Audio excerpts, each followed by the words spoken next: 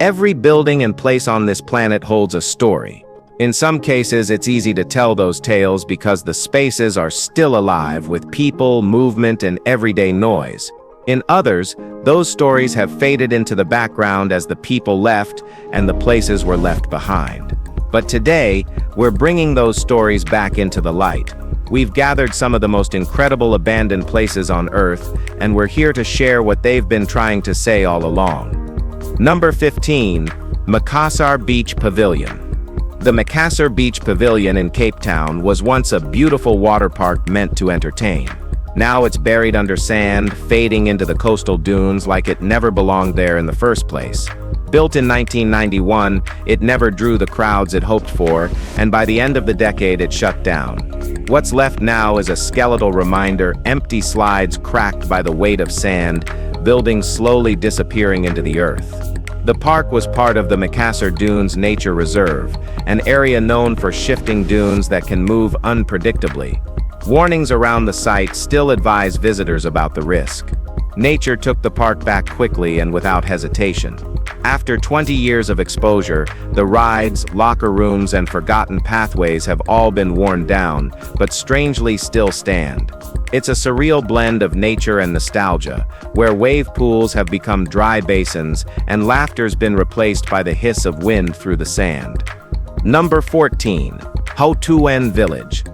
Not far from Shanghai, Hoouan is a place where Mother Nature hit the reset button. Once a thriving fishing village on Shengshan Island, it's now a creepy green labyrinth of empty homes swallowed whole by vines and moss. 2,000 people lived here until the early 90s, when the shrinking fish supply made life unsustainable. They left quietly, and nature got to work. Today, walls are velvet with leaves, staircases bloom with ivy, and even rooftops wear blankets of green. If you step inside one of the homes, you'll see it's like no one ever packed. Furniture, dishes, televisions, they're all still there, collecting dust under plant-covered ceilings. It doesn't feel like a ruin, it feels like the earth gently erased the people but kept everything else. Even though it's only 40 miles from one of the world's busiest cities, Hoouan belongs to a different world now. One where nature isn't just winning, it's already won. Well, sorry China for that. Number Tradishi. Gedi Ruins. The ruins of Gedi in coastal Kenya raise more questions than they answer. Hidden deep in the forest near Malindi, these remnants of a Swahili Islamic city date back to the 13th century, but no one can say exactly who lived there or why they vanished. Advanced infrastructure hints at a highly skilled society, indoor plumbing, flushing toilets, and a freshwater system that pulled clean water from miles away. Religious structures suggest an Islamic community, but archaeologists also uncovered Chinese porcelain and Venetian glass, proof that Gedi was connected to global trade. Despite these international links, even nearby Kenyan tribes had no knowledge of the city's existence until it was unearthed centuries later. Today, moss-covered walls and intricately carved coral stone buildings are all that remain. The silence of the place is heavy, not from age, but from the absence of understanding. Whoever built this place had a vision, reach, and means. And then, they simply vanished. Gedi doesn't feel abandoned, it feels erased. Number 12. Leningrads Skya Station. On a frozen outcrop in Antarctica's Victoria Land, the Soviet-built Leningrad Skya Station stands sealed in ice, untouched since 1991. Built in 1971 during the height of Soviet ambition, it served as a year-round base for scientific research. Nobody really talks about what was studied here, likely a mix of oceanography, magnetism, and weather science, but the station lasted 2 decades before the collapse of the USSR cut its funding. Since then, the base has been left behind, gear is still in place, and rooms are still stocked. It's basically a cold storage time capsule. You won't find tourists snapping pictures here, it's too remote for that. But if you did step inside, it would feel like the crew just stepped out for lunch. The machinery, the tools, the personal items, they're all still sitting right where they were left. It's not haunted, just frozen in time. In theory, someone could flip the power back on and pick up exactly where the Soviets stopped more than 30 years ago. Number 11. Tommen Festival. Well, this one is creepy. Tommen Festival was supposed to be a full-blown theme park nestled in Bali's lush jungle, but the trees won. The park was abandoned before it ever opened to the public, and now nature is pulling it apart piece by piece. Some say the owners vanished after the 2002 Bali bombings. Others believe a lightning strike destroyed the massive laser projectors that were meant to shoot visuals across the night sky. Nobody really knows. What's certain is that someone spent a lot of money building it and then walked away. The place has an Olympic-sized pool no one ever swam in, a cinema that never rolled a single reel, and a wedding chapel that never heard vows. It's eerie, massive, and weirdly cinematic. You walk through, and it's like the park is waiting for a moment that never came. The jungle doesn't care, it's creeping in fast, wrapping vines around every beam and bench like it's reclaiming stolen space. Number 10. Yongmild.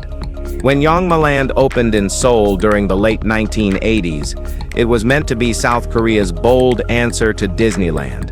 But while its creators dreamed of decades of success, reality had some different plans. The theme park never really grew beyond its outdated 80s vibe, and by the early 2000s it felt frozen in time, dusty, tired, and stuck. No major upgrades ever happened, and visitor numbers kept slipping. By 2011, it was officially closed. Locals like to joke it's haunted, but the only real ghosts are the debt and mismanagement that buried it.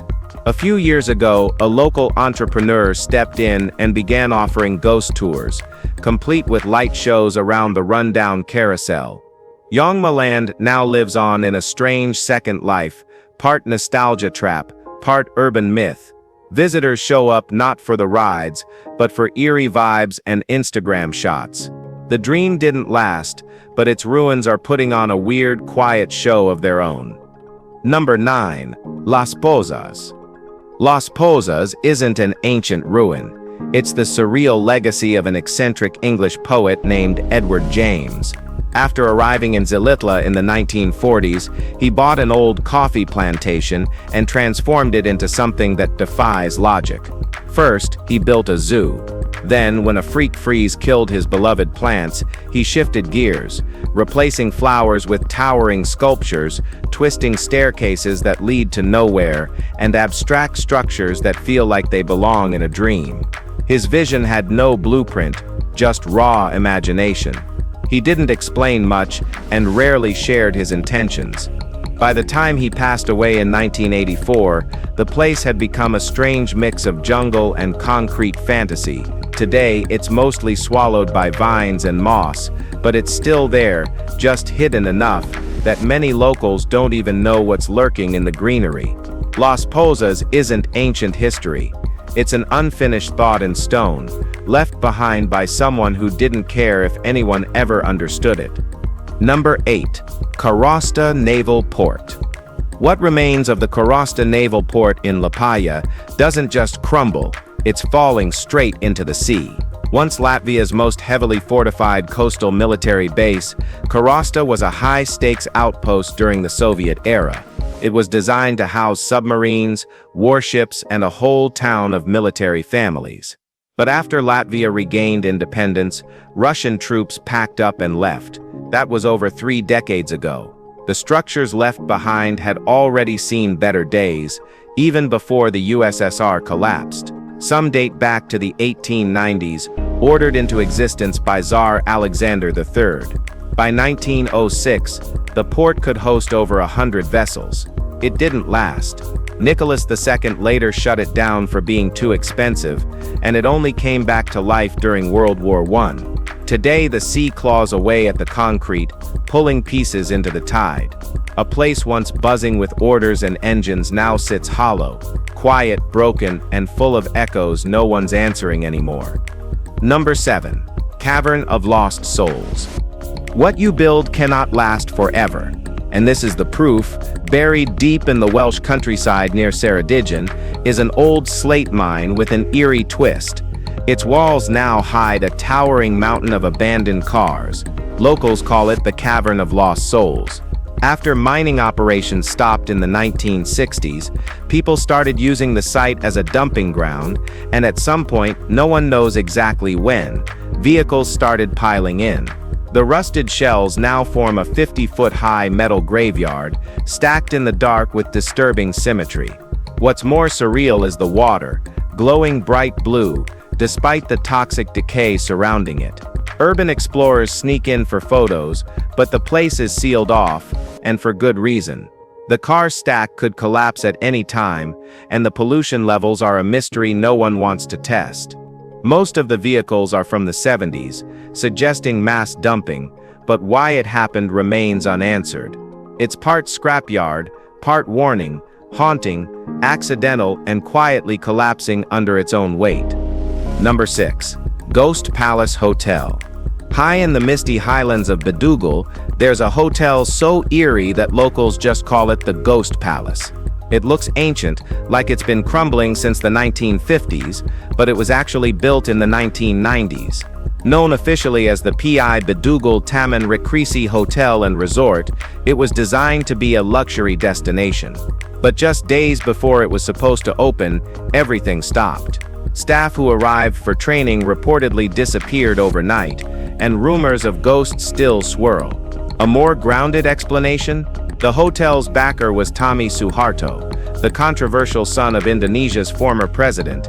He was later jailed for ordering a judge's murder, and it's likely the project collapsed under his corrupt dealings.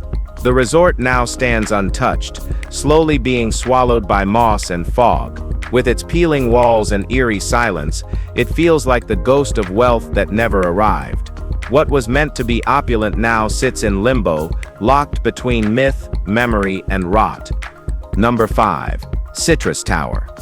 Before theme parks took over Florida, the Citrus Tower was one of the state's top tourist attractions.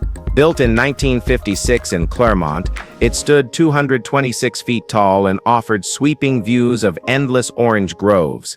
This wasn't just a scenic lookout, it was a tribute to Florida's booming citrus industry, a symbol of the state's economic pride. For decades, families flocked here, climbing to the observation deck to see the land that helped put Florida on the map. But the groves started disappearing as the region urbanized. Theme parks moved in, Orlando grew upward, and the Citrus Tower, once the tallest thing around, slowly faded from the spotlight. Today it still opens its doors, mostly for nostalgic visitors. The view now stretches over city streets and suburbs, with Disney in the distance instead of orchards. A small museum on-site tells the story of its rise and quiet fall. It's not abandoned, but it stands more as a memory than a monument now. Number 4. Maud Lewis House. Well now, this is just truly awesome. On a quiet roadside in Marshalltown, Nova Scotia, a one-room home once stood covered in painted flowers, birds, and bright colors. It belonged to Maud Lewis, a self-taught artist who lived with her husband Everett in this tiny space for more than 4 decades. Despite being limited by severe rheumatoid arthritis, Maud transformed her world into art. Every surface of the house, walls, windows, furniture, became her canvas. Her work wasn't loud or grand, but it captured daily life in rural Nova Scotia with honesty and joy. Locals loved her paintings, often buying them for just a few dollars at a time, which helped her afford supplies. When she passed in 1970, Everett stayed until his own death 9 years later. After that, the home was left untouched, quiet, weathered, and fragile. Rather than let it rot, the Art Gallery of Nova Scotia carefully relocated the entire house into its Halifax Museum, preserving every brushstroke. It still sits intact, less than 100 square feet, but full of legacy. Number 3. Solomon Sits. Castle. Tucked into the woods of Anna, Florida, stands a structure unlike anything else in the state or maybe the country. Solomon's Castle is a reflective 3-story fortress built entirely by one man, Howard Solomon. Starting in 1974, he began crafting this shimmering maze using discarded aluminum printing plates salvaged from a local newspaper.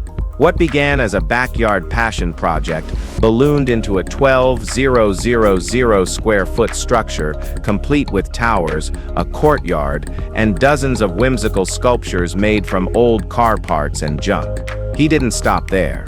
Howard also constructed a 60-foot replica of a Portuguese galleon, parked it in a moat, and turned it into a restaurant. Every part of the castle reflects his eccentricity, creativity, and hands-on genius. For decades it was open to the public, drawing curious travelers and art lovers alike. Now that Howard stepped back due to age, the castle is closed and up for sale. What he built wasn't just a home, it was a legacy in aluminum. What do you think about it? Number 2. Mavi Kushk, aka the Blue House. In the hills of Mirtu, Cyprus, a striking villa known as Mavi Kushk, or the Blue House, sits frozen in its 1950s glory. Though the stories about it being tied to a high-profile arms dealer remain mysteriously unconfirmed, the atmosphere inside tells you someone powerful once lived here. Built in 1957, the home was lavish, flashy, and saturated with cobalt tones in nearly every room. The walls, the tiles, even the furniture, all shades of blue. It's said that Paulo Poyas, suspected of arms smuggling, lived here until fleeing through a hidden tunnel when law enforcement closed in. Since then, nothing has changed. The interior is still fully furnished, a time capsule of mid-century excess. Though technically abandoned, it's preserved like an unofficial museum. Some call it eccentric, others unsettling, but every hallway feels like it holds secrets. What remains isn't just architecture, it's a leftover mood, frozen in place, still echoing with whatever happened behind those blue walls that no one wants to say out loud. Number 1. Lestance Auk Meadows. On the windswept shores of Newfoundland, Canada, lies the only verified Viking settlement in North America, Lans Auk Meadows.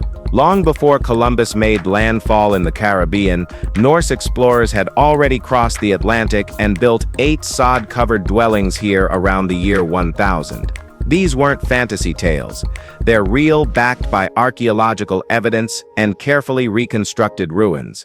The structures are simple, built with timber frames and earthen walls, but what they represent is enormous, a connection between Europe and the Americas 500 years before the age of exploration. Some believe this remote camp might be the legendary Vinland described in Norse sagas. Whether the Vikings stayed for generations or only a few seasons is unclear, but what remains is enough to piece together their brief attempt to settle this side of the ocean. Today, the site operates as a National Historic Site and museum.